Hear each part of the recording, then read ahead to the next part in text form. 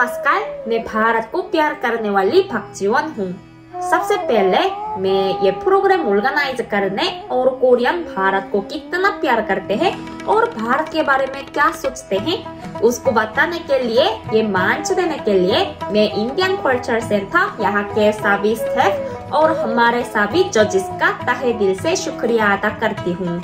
भारत जहाँ अलग अलग जातियाँ, धर्म और जीवन शैली है, इसके विपरीत कोरिया एक सजातीय राष्ट्र है, लेकिन फिर भी दोनों देशों के बीच में बहुत समानताएं हैं। क्या आपको पता है कि भारत और कोरिया के बीच में क्या क्या समानताएं हैं? शुरू में मुझे भी नहीं पता था, लेकिन जब मैंने भारतीय संस्कृति और भाषा सीखना शुरू किया तब मैंने दोनों देशों के बीच समानताओं के बारे में जाना। दोनों देश के बीच में इतनी समानताएं हैं कि मैं कह सकती हूँ कि भारत और कोरिया के भौगोलिक स्थिति दूर होते हुए भी दोनों एक पड़ोसी देश है। आज मैं भारत और कोरिया के ऐतिहासिक सांस्कृतिक समानताएं क्या क्या है वो आपको बताने जा रही हूँ इस वीडियो के माध्यम से। तो आइए शुरू करते हैं। क्या आप जानते हैं कि भारत और कोरिया का राष्ट्रीय प्रतीक बाघ है? भारत का राष्ट्रीय पशु रॉयल बंगाल टाइगर है, जो भारतीय मुद्रा और डाक टिकट पर भी दिखाई देता है। कोरिया का प्रतीक भी बाघ है। कोरिया का नक्शा भी बाघ से मिलता जुलता है, जो कि बहादुरी और साहस का प्रतीक है। दोनों देश इंग्लैंड से भारत ने और जापान से कोरिया ने उपनिवेशिक शासन का एक दर्दनाक इतिहास रहा है। इतना ही नहीं, दोनों देश सत्याग्रह के भी साक्षी रहे हैं। भारत में राष्ट्रपिता महात्मा गांधी के नेतृत्व में दांडी नामक अहिंसा आंदोलन और कोरिया में भी अहिंसा आंदोलन है, जिसका नाम है मार्च फर्स्ट मूवमेंट, जिसने दोनों देशों की आजादी में महत्वपूर्ण भूमिका निभाई। और तो और दोनों देशों की स्वतंत्रता दिवस भी 15 अगस्त को ही है। दूसरा है भाषा। भारत में कई भाषाएं बोली जाती हैं, जिसमें अकेले 22 आधिकारिक भाषाएं हैं। उनमें से हिंदी, जो कि भारत में सबसे ज्यादा इस्तेमाल की जाने वाली भाषा है। हिंदी और भारत के कई अन्य भाषाएं कोरियाई भाषा से बहुत मिलती जुलती है। चाहे ग्रामर हो या होनोरिफिक और नॉन होनोरिफिक फॉर्म्स, दोनों देशों की भाषाओं में बहुत समानताएं हैं। इसके अलावा अतीत में कोरिया के राजा किमजोरो ने अयोध्या की रानी से विवाह की कहानी है।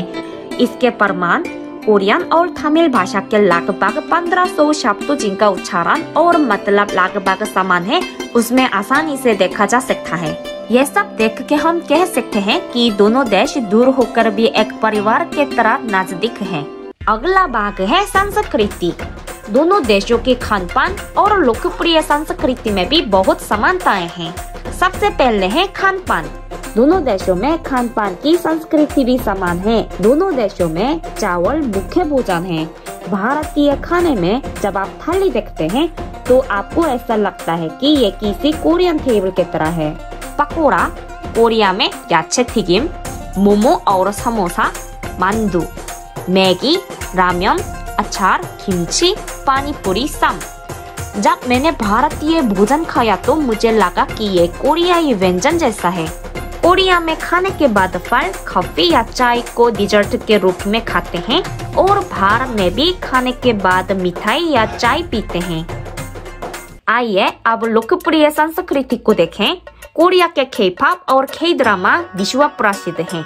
भारत की बॉलीवुड फिल्म और बॉलीवुड गाने दुनिया भर में बहुत लोकप्रिय हैं। दोनों देश संगीत से प्यार करते हैं। कोरिया और भारत में ऐसे बहुत से लोग हैं जो डांस और सिंगिंग में अच्छे हैं। साथ ही दोनों देशों के लोग सेलिब्रिटीज को काफी पसंद करते हैं। इसके अलावा दोनों देशों में ट्रेडिशनल ड्रेस, आर्ट, नृत्य, संगीत और ट्रेडिशनल म्यूजिक इंस्ट्रूमेंट भी दोनों देशों में लोकप्रिय हैं। जब भारत पाकिस्तान क्रिकेट मैच होता है तब पूरा भारत एक होकर अपनी टीम का चीयर करते हैं।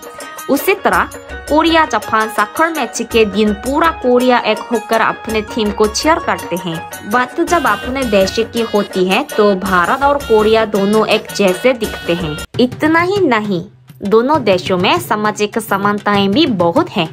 दोनों देश शिक्षा और अध्ययन को बहुत महत्व देते हैं।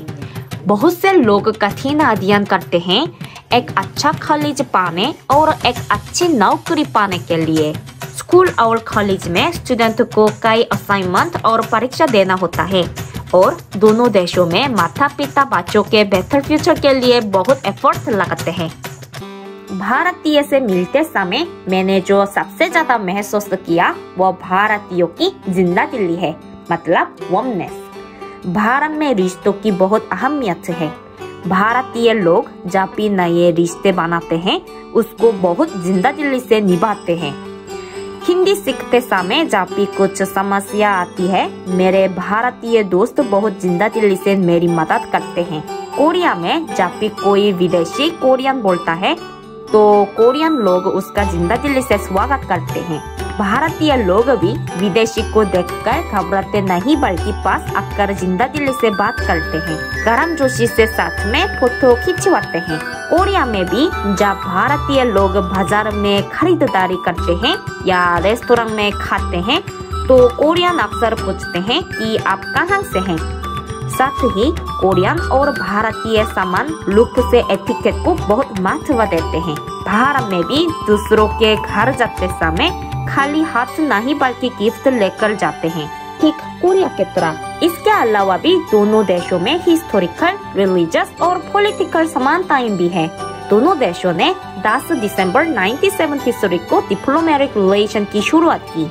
दक्षिण कोरिया के प्रेसिडेंट मून जे इन ने जुलाई 2018 में भारत का और भारतीय प्रधानमंत्री श्री नरेंद्र मोदी ने फरवरी 2019 में कोरिया का विजिट किया, जिससे भारत और कोरिया की रिलेशन एंड फ्रेंडशिप और मजबूत हुई।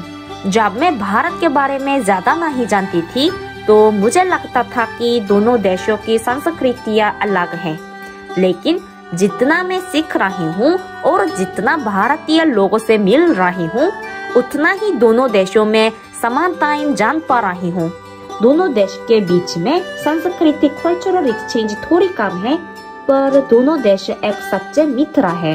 मैंने भारत के बारे में जो सीखा, देखा और अनुभव किया उसको एक वीडियो के माध्यम से आपके सामने लेने पर मुझे बहुत खुशी है और मुझे उम्मीद है कि इस वीडियो के द्वारा बहुत से लोग दोनों देश के बारे में अधिक से अधिक जानेंगे और दोनों देश के बीच दोस्ती और राजनीतिक संबंध और घनिष्ठ होंगे।